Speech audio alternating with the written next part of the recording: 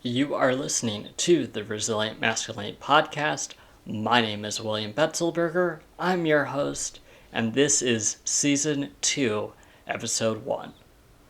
We're going to overview the 3 S's, and then throughout the rest of the season of Season 2, we're going to break down what those 3 S's look like more in depth. So we're going to learn more in-depth knowledge about what it means to provide safety, be that physical strength, knowledge and training in weapon systems, knowledge and understanding of home security systems, and ways you can stay safe while apart from each other, be that your family or your church community, providing safety while you're away. We're going to look at stability. What does it mean to provide stability in an unstable world? How are we going to financially help stabilize those around us and bring stability to our family? How are we going to provide emotional stability to our family and our community? How are we going to provide spiritual stability for our family and our churches? And how are we going to provide mental stability in a world that has gone crazy? And then finally, we're going to look at service. What does it mean to serve, both in attitude and in action? What kind of opportunities are there to serve? What kind of community services are there in your area? And if there aren't as many as you want, or the ones you want, how can you go about setting those up? So that's going to be the direction of Season 2. Today, we're just doing a slow introductory episode of the 3 S's. So let's dive in. Let's dive in shallow today, and then throughout the rest of the season, we'll dive more in depth. So let's just get into it. Our 3 S's are safety, stability, and service. Yeah, those are the 3 I just listed. Absolutely, that's true. There's a reason for that. The reason is that is the way I chose to condense masculinity. To say this is what masculinity is that men provide safety, men provide stability, and they provide service, in part by doing those other 2 in an attitude of service. And then they also just provide service throughout the rest of their life, right? So why did I choose those 3? Well, to be honest, there's a few reasons. One, I am a pastor at heart, and I like alliterations.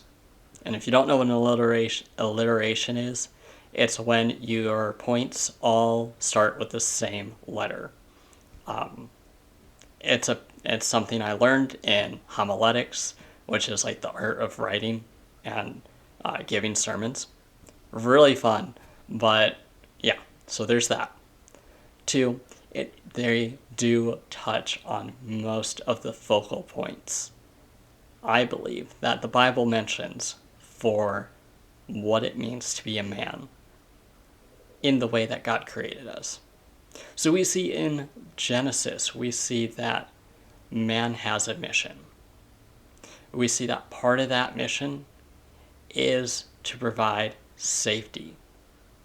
We see that just in the way that God created the family structure. We see that in how he orients our orientation as men and women. We see that in how he created men with the muscle tones, with the physical strength, and with the mental compartmentalization to become protectors, to become those who provide safety.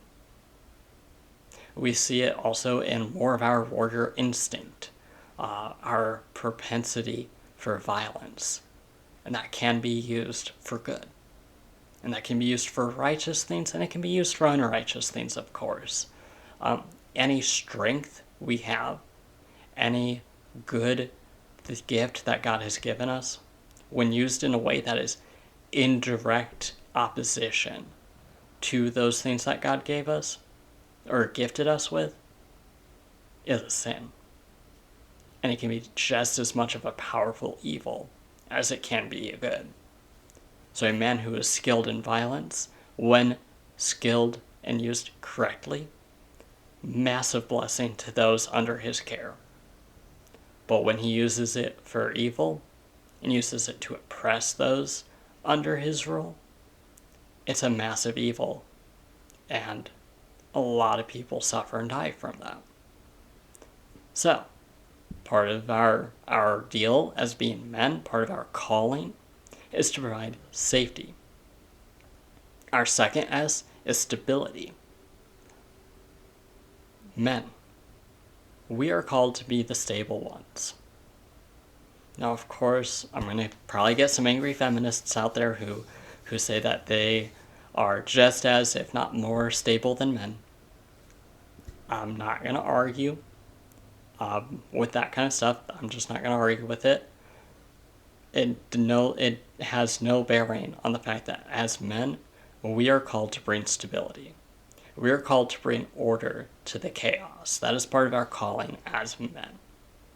And if we want to be men, and we want to be men who are resilient against an unstable world, an unstable world economy, unstable mental conditions in this world, unstable emotions, the unbridled emotion on social media. If we want to be resilient in that, we have to learn to be stable. So we're going to look at what does it mean to bring stability mentally in a world that has a lot of mental struggles.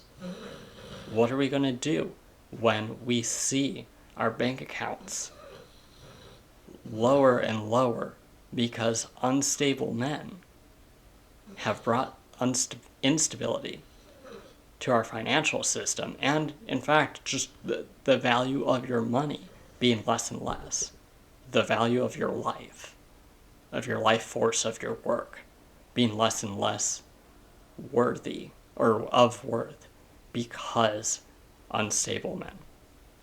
Unstable? I don't know, you can debate that in the comments. Should I say unstable or unstable? I think unstable is correct, but you can discuss that in the comments. And then service. As men, we are called to use our gifts and our talents and our abilities to serve others. To serve in love, to serve in authority, to serve in a way that brings ultimately God the glory, because we're just his workers. Now we're called to be good workers. We're called to a high position as men. Don't just think that because we're people that we are not called to do good things. We're called to be good men, strong men, capable men, and to do great things with those so we can glorify God. So what does it mean to serve? What does it mean to give of ourselves? And in what ways and what capacities are we going to do so? For me, I've always been someone who's been interested in emergency services and public safety, just in general. That is a bend God has given me. And as such, back in my hometown when I lived there, my wife and I actually both served as part of, it was called CERT, which is Community Emergency Response Team. That was hosted by our county sheriff office. I am still a Skywarn storm spotter.